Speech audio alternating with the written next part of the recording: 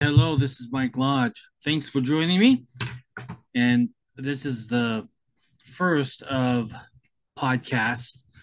I kind of put it to the side for a while because I was in the process of moving, put all my podcasts and my blogs and vlogs and everything else to the side. But let me tell you this, tonight is an important night. And it's the night that we hear a debate. Hopefully, it's going to be a debate instead of just roundabout ways of saying nothing. But hopefully, what we see are two candidates that are focused on the issues, not on destroying the other individual, but to explain to the American people exactly what they stand for, what they believe in. It's very important. I wrote a blog this morning about small businesses. So I'm going to talk as a small businessman myself and who advises small business. And that is tonight we need to hear some specific things about what their policies have to do with the economy, how it's going to improve the economy. And we may even hear how it's going to devastate the economy. You see, policies of these candidates are very important. And for us as Americans and as small business people, it's important that we understand what exactly is their plan for the American people and for our nation and for business itself. If we're going to talk about higher taxes, I don't want to hear about it. We just can't sustain it any longer.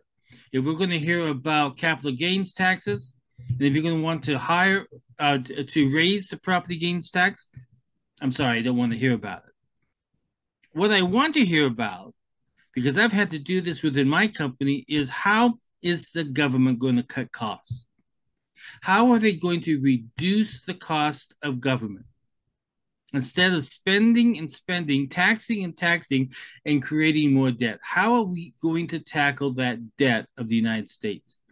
Now, we might think, oh, well, that's just a government debt. No, that's our debt. As American citizens, that's our debt. We have to pay for it. And we're out of control. Our interest that we're paying on the debt is even more than what we pay for national defense. So we have a problem. And so we as small business want to hear some tactics on what they're going to use to help small business. Remember, small business is the backbone of this nation. And if we keep getting pounded with more taxes, more compliance issues, more red tape, more, and the list goes on.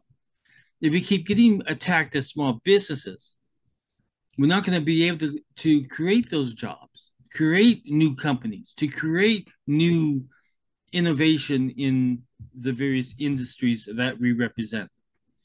We have a problem, and that is we need to know exactly what are these two candidates going to do for America, how they're going to reduce taxes, how they are going to reduce the cost of spending, and how they're going to reduce the national debt.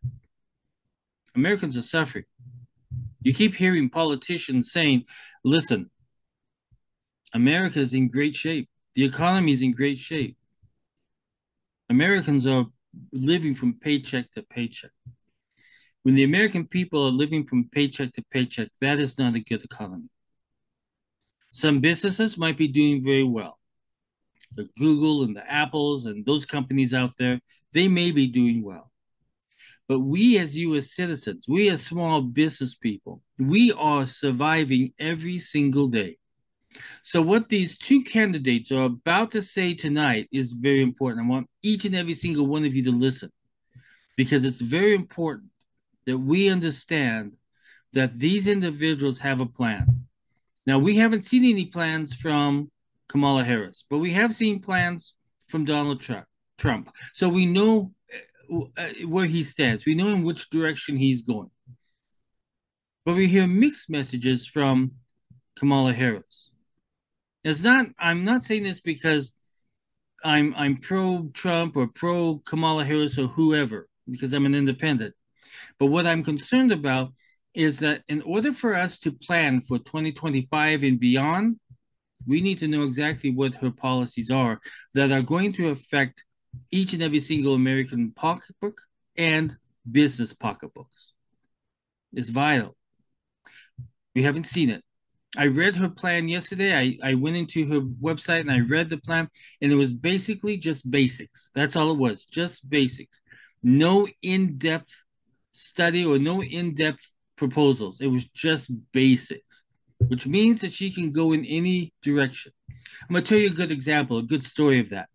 Several years ago, I had a client in the Philippines that was running for the vice presidency of the Philippines. Now, over in the Philippines, it's totally different because they run independently of each other. You don't have a Vance Trump type situation. They run independently. So he came to me and he said, Mike, would you put together a website for the Filipinos in America? And I said, sure, I'll be more than happy to. I said, okay, give me your plan. Give me your policies that you want to. Oh, no, no, no, no. I don't want to do that because if I put that in there, I'm going to be held accountable for that. So that's why my feeling is why Kamala Harris did not put it in there because she didn't want to get held to policies. She wanted to be able to become president and put her policies after the fact, not letting the American people know. Now I'm kind of talking bias here, and I'm sorry about that.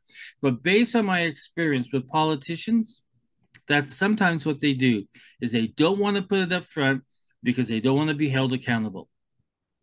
So they put what she's done is she's put in just basics, just small basics. Tells you nothing, basically. It tells you nothing. So we as small business, we want to know the detail. The numbers never lie. The facts never lie. The policies never lie until they get elected, and then those policies get kicked to the curb, and we never see them again, and they go off into a whole different, either far left or either far right agenda.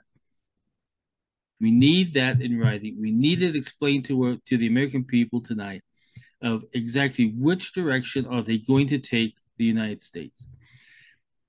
Watch, because I'm going to watch, and then I'm going to comment tomorrow exactly where we stand.